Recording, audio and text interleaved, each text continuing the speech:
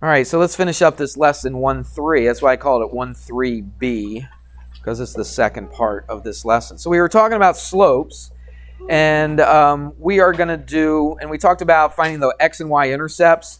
We're kind of going to do the same thing, but they're changing the wording of the problems. Okay, you're going to see problems where it says find the zeros of the function. What in the world does that mean? Did you do that in Algebra 2? Does that sound familiar at all? Finding the zeros of a function.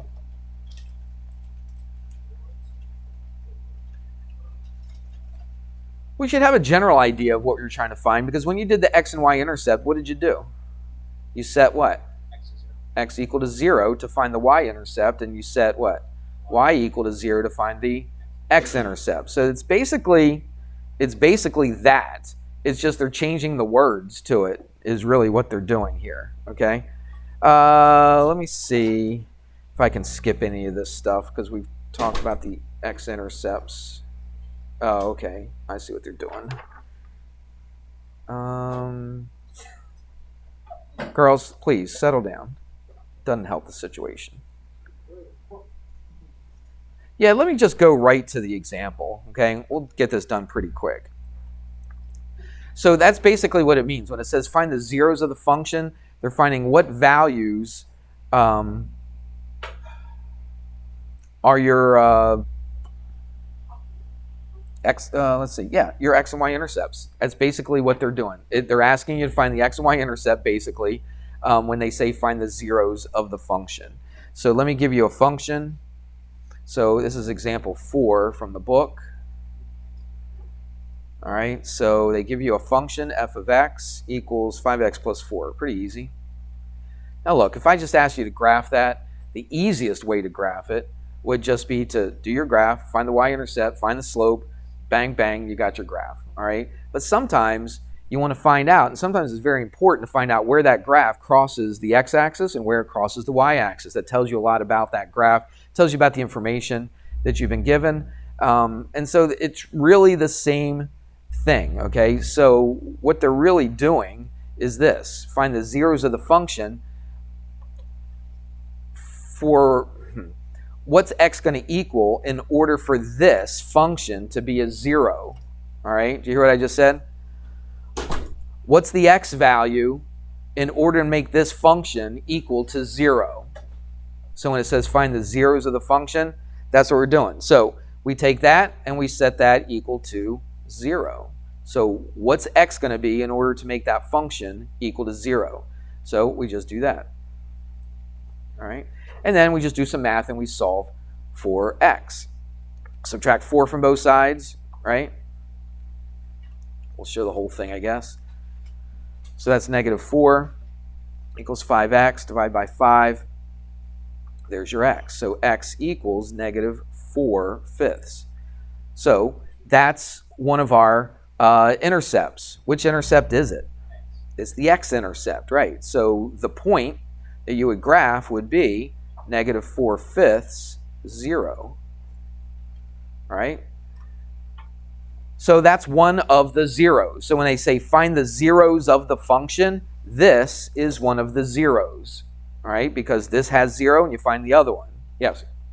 When we graph fractions, which one's the x, which one's the y? First one's always the x. And it doesn't matter if it's a fraction or not, right? Because this is not a slope. This is just a number. It's just 4/5. It's what's 4/5 decimal wise? What's that? 0.8. Right, 0.8. Yeah. So you just go to negative 0.8 on the x-axis and put a point there. Okay. So it's not like which one goes first, but I think that's what you're asking. Are you asking like in the ordered pair? Yeah, in the ordered pair. It goes in alphabetical order. Just think of it that way. All right. It always goes the x first, then the y. Everybody good with that? Now we're going to do, so this one, remember I said that function, when we first started talking about functions, it's kind of like replacing y equals. So what did we basically just do right here? We set y equal to 0, didn't we? All right, so what are we going to do over here? We're going to set x equal to 0. All right, and we're going to still use this right here and then figure out what that's going to be. So So we can just say, instead of f of x, we can now just say y, or you could put f of x as well, but I'm just going to put y equals 5x plus 4. And now we can put in a 0 in for the x. So y equals 5 times 0 is 0, plus 4 is 4. And my ordered pair then is what? What's my ordered pair if y is equal to 4? It's 0, 4, because we made the x equal to 0. So this, again, this is very, very similar to just x and y intercepts, but they changed the terminology a little bit. Instead of saying find the x and y intercept, what do they say now? Find the zeros of the function. Everybody, does that make sense? That's really all you're doing right there, okay? And then they do ask you to graph it. You could have just graphed it from here, but they want you to use what you just found in order to graph it. So I'll just do a simple little graph right here. I'm not going to be super precise. So what is it, negative 1? We'll just go, we'll go 4 since we got a 4 right there. 1, 2, 3, 4. Again, it's not very precise. I didn't make those quite even. That left side is really messed up. But you get the idea. It's fine. So where's negative 4/5? Well, you don't go all the way to negative 1, do you? You go just a little bit short of negative 1. So there's that one. Then the other one is 0, 4. So you go up to here. And then you just connect them. And that's your graph. And that's all they're wanting you to do. Whoops. I missed it. Let's see. There we go. That's what I wanted. And there it is. So there's the zeros of the function. There's your graph. Would it still be the same graph if I went y equals 5x plus 4 and did that y-intercept and all that kind of stuff? Well, sure, because what's the y-intercept? It's 4 right there. You just look at it, right, and tell. Really, you didn't even have to go through that stuff, did you? You just look at it and say, oh, yeah, the y-intercept is 4, so I put a dot at 4. And then what is the, what's the slope of it? It's 5, isn't it? Now, I could go 1, 2, 3, 4, 5 over 1. It will lie on there, won't it? But I could also do what? 1, 2, 3, 4, 5. Negative 5, and then what? Negative 1. Boom, it's right there. So it still is the same graph, all right? Same exact graph, all right? Just two different ways to get to it. But you have to do it the way they want you to do it, all right? Do I even need to do that last one? I don't know.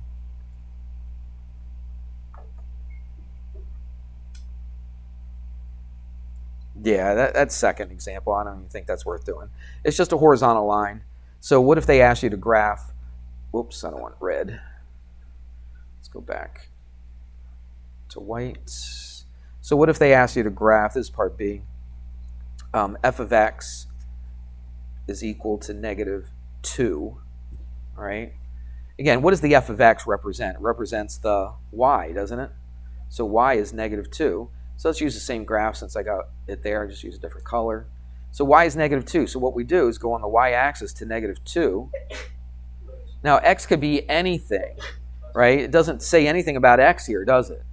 All right, so x could be anything. And what's y always going to equal? It's always going to equal negative 2. You see that? I could put anything in for that x right there. And what's my answer always going to be? It's going to be negative 2. So what if I put a 1 in for x? What's y? It's negative 2. What if I put a negative 4 in for x? What's y? It's negative 2 in that particular function. You see that? What's it going to make? A horizontal line. That's right. It's going to make a horizontal line like this. Okay? You got that? All right. So when it's y equals, it's a horizontal line. So they don't have this in here as an example, but might as well do it. Let's call it part C. What if you had x equals 3? What does that mean? It means it crosses what axis? The x-axis. And does it have a y in here at all? No. So it doesn't matter what the y is. What's the x always going to be? It's going to be 3. It's a constant, right? It's always going to be 3. So let's change colors again. So x is 3 right here. Doesn't matter what the y is, right? The y could be 1, but the x is always going to be 3. The y could be way down here. What's it going to make? Not just any old line. What kind of line? It's a vertical line. All right, so when it says x equals, I missed the mark right here a little bit, but there we go. All right, so there you go. You've got your x equals line. So a horizontal line, the blue one, is always going to be y equals just a number, just a constant, okay? Just a regular number. Could be negative, could be positive. And that's always going to be a horizontal line. When you have a vertical line, it's always going to be x equals. And how do you remember which one's which? It's the axis that it crosses. The blue one crosses what axis? The y-axis. So this is going to be y equals whatever, wherever it crosses. In this case, it's what? -2. All right? And what about this one? It's a vertical line, and it crosses the what? X-axis, so it's always going to be x equals what? +3. All right? So that's pretty important that you know that. Okay, we talked about that a little bit yesterday with the undefined slope and the zero slope and all that. So the horizontal line, what slope does the horizontal line have? It's zero slope. Zero slope, okay? Because remember, if I go from here to here, I go up how far? 0 over anything. What's 0 over anything? It's 0. So what's the slope of that blue one? It's 0. So I'll put slope, I'll keep it in color coordinated, is 0. What about the slope of the green one? It's undefined because you would be dividing by 0, right? I can go up and down as far as I want on the y, right? So it doesn't matter what number I put there, but how far do I go on the x? I go 0. What's any number divided by 0? 0. No, it's undefined, right? Okay, it doesn't exist. It's undefined. So we call this an undefined slope. Or we call it, there's another thing we could call it. We could just say it's what? No slope. One thing I didn't talk about yesterday, remember I talked about hanging off the cliff and all that stuff. If you go skiing, and there was a time in my life where I did a little bit of skiing, a couple times a year maybe at the most, all right, but I was pretty decent. I could go pretty fast. But are there any, I would go to the double diamonds, the black diamonds and all that kind of stuff, you know, and that's what I wanted because that was really fun.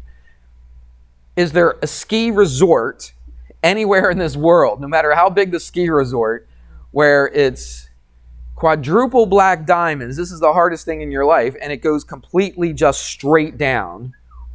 That's it. You go here, and it's just completely straight down. Is that a slope?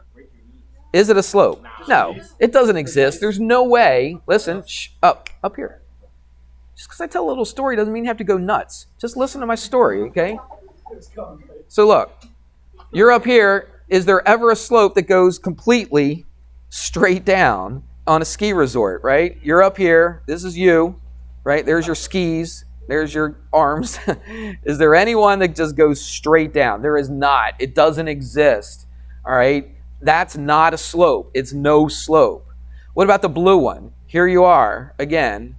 Here's your skis. There's your arms. Whee! Okay, there's your pole. Whatever, all right? You're right here. This is the bunny slope, right? It's not even a slope, okay? What is the slope of this? How fast would you go if you're not being pushed? You go 0. So this is 0 slope. This is no slope. All right? Think of it in the terms of skiing if you've ever gone skiing before. All right? So that's this is 0 slope. This is no slope, or undefined is perfectly fine. All right, enough of that. I think that's good. I do have some homework for you, so I will. Yeah, let's do it tonight. Then I won't give you any homework tomorrow. How's that sound?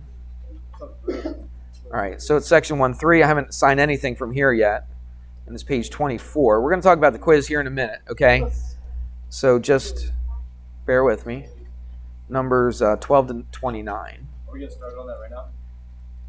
No, I'm going to talk about the quiz a little bit. I'm not going to put that on the recording. I'll just point out a few little things that you might want to expect on the quiz, okay? All right, that's it. So that's your homework for tonight. We'll collect it tomorrow. We'll take a quiz tomorrow, and that'll be it.